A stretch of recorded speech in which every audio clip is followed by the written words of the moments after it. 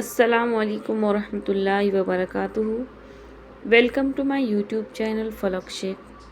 Friends, دوستوں اور سہیلیوں اور میرے اسلام کی مقدس شہزادیوں، میں آپ کو آج کچھ ایسی باتیں بتانے والی ہوں جو ہمیں ماہ رمضان میں کرنی چاہیے، کیونکہ ماہ رمضان میں نیکیاں کرنے کا بہت زیادہ ثواب ہے۔ ایک نیکی کا ثواب 70 گنا بڑھا دیا جاتا ہے، اور اگر خلوص سے کیا جائے تو اس کا ثواب 1000 عطا کیا جاتا ہے، اور اگر بہت زیادہ خلوص سے کیا جائے تو پھر اللہ اس کا ثواب بے حساب عطا کرتا ہے۔ لہٰذا ہمیں زیادہ سے زیادہ اس مہینے میں عبادت کرنی چاہیے، ذکر و اذکار کرنا چاہیے، اور ایک ایک وقت کو غنیمت سمجھنا چاہیے۔ لہٰذا کچھ چیزیں میں آپ کو انشاءاللہ بتاؤں گی جو ہمیں ماہ رمضان المبارک میں کثرت سے کرنی چاہیے، یا پھر زیادہ سے زیادہ کرنی چاہیے۔ میرے اسلام کی مقدس شہزادیوں، پہلی چیز یہ ہے کہ ہمیں اپنی نیت خالص اللہ تعالیٰ کے لیے کرنی ہے۔ جیسے کہ خالص اللہ کے لیے کیا مراد ہے؟ یعنی کہ کسی قسم کی عبادت میں دکھاوا نہ ہو، کسی قسم کا کوئی ملاوٹ نہ ہو۔ جس طرح ہمیں اگر کوئی گندے گلاس میں اگر زمزم بھی دے یا پھر شربت بھی دے تو ہمیں وہ پینا پسند نہیں آتا، اسی طرح اللہ تعالیٰ کی عبادت میں اگر ہم ملاوٹ کریں، دکھاوا کریں، تو پھر یہ اللہ تعالیٰ کو پسند نہیں آتا۔ ہمیں چاہیے کہ ہم اپنی نیت خالص اللہ تعالیٰ کے لیے کریں۔ اور دوسری چیز جو ہمیں ماہ رمضان میں کرنی ہے وہ یہ ہے کہ ہم اپنے دلوں کی صفائی کر لیں، یعنی کہ جس نے ہمارا دل دکھایا ہے اسے معاف کر دیں، اور ہم نے جس کا دل دکھایا ہے اس سے ہمیں معافی مانگ لینی چاہیے ماہ رمضان میں داخل ہونے سے پہلے۔ اور دل میں کسی قسم کی کوئی برائی نہیں، کسی قسم کی کوئی کجی نہیں، یہ سب چیزوں کو چھوڑ کر اچھے دل اور صاف و شفاف دل کے ساتھ ماہ رمضان میں ہمیں داخل ہونا ہے۔ اور میرے اسلام کی مقدس شہزادیوں، صحابہ کرام کس طرح ماہ رمضان میں داخل ہوتے تھے؟ تو عبداللہ ابن مسعود رضی اللہ تعالیٰ عنہ کے پاس ایک شخص آیا اور عرض کی کہ آپ لوگ ماہ رمضان میں کیسے داخل ہوتے ہیں، یعنی کہ استقبال ماہ رمضان آپ کیسے کرتے ہیں؟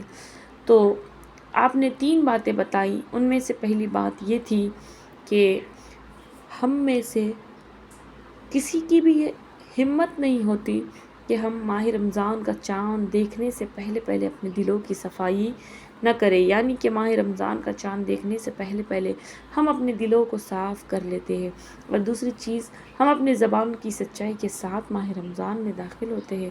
اور تیسری جو چیز ہے کہ ہم ہر بری چیز، ہر برائی کی سوچ، ہر گندی سوچ کو چھوڑ کر ماہ رمضان میں داخل ہوتے ہیں۔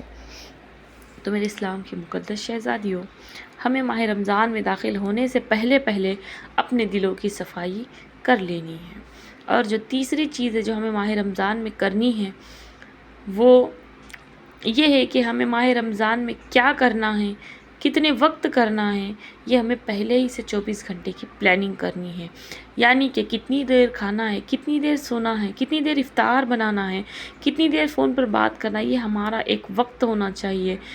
ہم فضول وقت ضائع نہ کریں، اس لیے ہمیں پہلے یہ پلان کرنا ہے اور اپنا وقت اللہ کی یاد میں لگا دینا ہے، تلاوتوں میں، عبادتوں میں لگا دینا ہے۔ میرے اسلام کی مقدس شہزادیوں، ہم بہت سا وقت ماہ رمضان میں ضائع کر دیتے ہیں، حالانکہ ماہ رمضان میں ایک ایک منٹ اور ایک ایک سیکنڈ کا ثواب عطا کیا جاتا ہے۔ میرے اسلام کی مقدس شہزادیوں، لہٰذا اپنے وقت کو ٹائمنگ کے حساب سے گزارو، اس کا ٹائم پہلے ہی سیٹ کر لو۔ اور جو چوتھی چیز ہے جو ہمیں ماہ رمضان میں کرنی ہے وہ یہ ہے کہ ہمیں روزوں کی پابندی کرنی ہے۔ روزوں کی پابندی سے یہ مراد ہے کہ ہمیں بلا عذر شرعی روزے کو نہیں چھوڑنا ہے۔ بلا عذر شرعی روزے چھوڑنے کا انجام وہ جہنم کی دہکتی ہوئی آگ ہے۔ میرے اسلام کی مقدس شہزادیوں، لہٰذا بلا عذر شرعی روزے نہ چھوڑیں۔ آج کل بہت سے لوگ آئلی فوڈ، بریانی، تہاری، مندی، ہر ایک چیز کھاتے ہیں، اپنے پیٹ کو کچرے کا کنڈا بنا لیتے ہیں، اور پھر بد ہضمی جب ہو جاتی ہے تو روزے چھوڑ دیتے ہیں۔ لہٰذا اتنا ہی کھانا کھائیے جتنے سے آپ کی طبیعت اچھی رہ سکے، جتنے سے آپ روزہ رکھ سکے اور جتنے سے آپ عبادت کر سکے۔ ضرورت سے زیادہ کھانا پینا چھوڑ دے۔ کھانے سے منع نہیں ہے، لیکن اگر ہمارے روزے چھوٹ رہے تو ہمیں چاہیے کہ ہم حساب سے کھائیں، حساب سے ہر ایک چیز کو انجام دیں، لہٰذا روزوں کو نہ چھوڑیں۔ لہٰذا رمضان میں روزے رکھنے کی بہت سی فضائل ہے۔ رمضان کے روزے رکھنا فرض ہے اور اس کا ثواب بے حد ہے۔ میرے اسلام کی مقدس شہزادیوں، روزے جو رمضان میں جو شخص صرف گناہوں کو چھوڑ دیتا ہے، اللہ تعالیٰ اس کے لیے محل عطا کرتا ہے جنت میں، اور جس کی لمبائی چوڑائی بہت زیادہ ہے، بہت زیادہ۔ میرے اسلام کی مقدس شہزادیوں، میں آپ کو اور ایک چیز بتاتی ہوں جو ہمیں ماہ رمضان میں کرنی چاہیے، وہ یہ ہے کہ ہمیں لیلۃ القدر کی قدر کرنی چاہیے۔ لیلۃ القدر میں اللہ سے معافی مانگنی ہے، لیلۃ القدر میں اللہ تعالیٰ سے بخشش طلب کرنی ہے، لیلۃ القدر میں اللہ سے مغفرت طلب کرنی ہے، لیلۃ القدر میں اللہ کو راضی کرنا ہے، لیلۃ القدر میں اللہ کی رحمت کو اپنی طرف متوجہ کرنا ہے، کیونکہ اللہ تعالیٰ تو خود ہی اس رات میں بندوں کو معاف کرنے والا ہے۔ اسی رات اللہ تعالیٰ بندوں کو معاف کرنا چاہتا ہے، اور اگر ہم اس رات کو غنیمت نہ سمجھے، اس رات کو فضول باتوں میں ضائع کر دے، تو ہم سے بڑا بد نصیب، ہم سے بڑا بدبخت کوئی نہیں ہو سکتا۔ لہٰذا لیلۃ القدر کو غنیمت جانیں، لیلۃ القدر کو ضائع نہ کریں، اس میں اللہ کی عبادت کرے، نمازیں پڑھے، اور ہو سکے تو زیادہ سے زیادہ قضا نماز پڑھے، کیونکہ لیلۃ القدر کے بارے میں اللہ تعالیٰ قرآن مجید میں ارشاد فرماتا ہے، جس کا میں مفہوم بتانا چاہتی ہوں کہ لیلۃ القدر 1000 راتوں سے بہتر ہے، اور اس میں جبرائیل امین اور اللہ کے فرشتے نازل ہوتے ہیں اللہ کے حکم سے ہر کام کے لیے، اور یہ فرشتوں کا نزول جو ہے یہ باقی رہتا ہے یہاں تک کہ فجر طلوع ہو جائے۔ ہمیں چاہیے کہ ہم پوری رات ہو سکے تو عبادت کریں، اور نہ کر سکے تو کم سے کم اس رات میں اللہ سے مغفرت طلب کرے، اور اس رات فجر کی نماز ضرور ادا کرے، کیونکہ اللہ پھر ہمیں پوری رات جاگنے کا ثواب عطا کرتا ہے۔ اور جو چیز میں آپ کو بتانے والی ہوں جو ہمیں ماہ رمضان میں کرنا ہے، وہ یہ ہے کہ ہمیں صدقہ اور خیرات کی کثرت کرنی ہے، زکوٰۃ ادا کرنی ہے۔ اللہ تعالیٰ کا ارشاد عظیم ہے، ارشاد ہے کہ اقیموا الصلاۃ وآتوا الزکوٰۃ، یعنی کہ نماز ادا کرو اور زکوٰۃ دو، نماز قائم کرو اور زکوٰۃ دو۔ بہت سے لوگوں کو زکوٰۃ دشوار ہوتی ہے، بہت سے لوگوں کو دشوار ہوتی ہے زکوٰۃ دینا، لیکن یاد رکھو جو مال آپ کو اللہ نے عطا کیا ہے، اگر آپ اسے اللہ کی راہ میں نہیں خرچ کریں گے تو پھر یہی مال آپ کو قیامت کے دن، یعنی کہ یہی مال آپ کو جہنم میں جلائے گا، آپ کے گلے میں اس کو آگ بنا کر ڈال دیا جائے گا۔ لہٰذا زکوٰۃ کو اپنے وقت پر ادا کرو۔ ویسے تو زکوٰۃ کا تعلق ماہ رمضان سے نہیں ہے، لیکن بہت سے لوگوں کو ماہ رمضان میں یاد آتی ہے زکوٰۃ کی، تو بہت اچھی بات ہے، اور اسی وقت ہمیں ادا کرنی چاہیے۔ اور صدقہ اور خیرات بھی ہمیں ماہ رمضان میں کثرت سے ادا کرنے چاہیے، کیونکہ حضور صلی اللہ علیہ وسلم اس ماہ رمضان میں یعنی کہ کثرت سے صدقہ کیا کرتے تھے، تیز آندھی کی ہوا کی طرح حضور صلی اللہ علیہ وسلم ماہ رمضان میں صدقہ اور خیرات کیا کرتے تھے۔ اور زکوٰۃ جو ہے وہ مال کا میل ہے، یہ اگر مال میں مل گیا تو وہ مال بھی بیکار اور وہ شخص بھی بیکار ہو جاتا ہے۔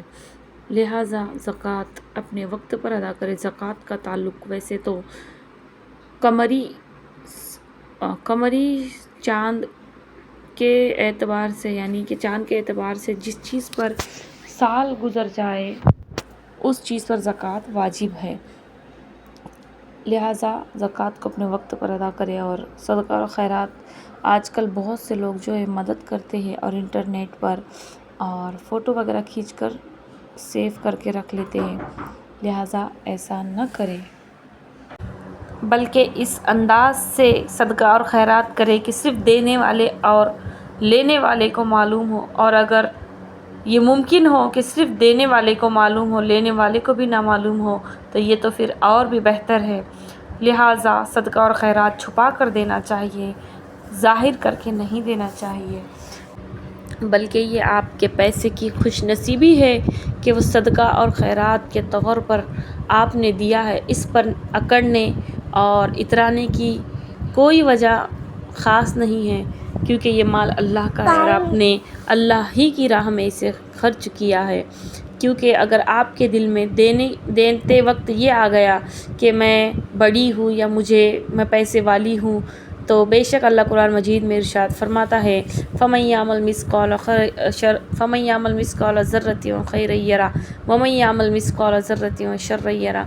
بے شک تم میں سے جو تھوڑی بھی بھلائی کرے وہ اس کو دیکھے گا، اور جو تم میں سے تھوڑی بھی برائی کرے وہ بھی اس کو دیکھے گا۔ بے شک یہ ہماری نیتوں پر ہے کہ ہم کس نیت سے صدقہ اور خیرات کرتے ہیں، لہٰذا اس میں اترانے کی کوئی وجہ نہیں ہے، اس میں اترایا نہ جائے، بلکہ اللہ کا شکر ادا کیا جائے کہ اللہ نے ہمیں دینے والا بنایا ہے، لینے والا نہیں بنایا۔ اور ہمیں ماہ رمضان میں اور دوسروں کے لیے دعائیں کرنی چاہیے، کیونکہ دوسروں کے لیے دعا کرنے سے اللہ تعالیٰ پھر ہمیں بھی وہ چیز عطا کرتا ہے۔ لہٰذا مسلمانوں کے لیے دعائیں خیر کرے، سبھی کے لیے دعائیں کرے، اور مغفرت کی دعا طلب کرے۔ تو لہٰذا میں نے جتنی بھی باتیں بتائی ہے انشاءاللہ ہو سکے تو اس پر عمل کیجئے۔ ملتے ہیں نیکسٹ ویڈیو میں۔ السلام علیکم ورحمۃ اللہ وبرکاتہ۔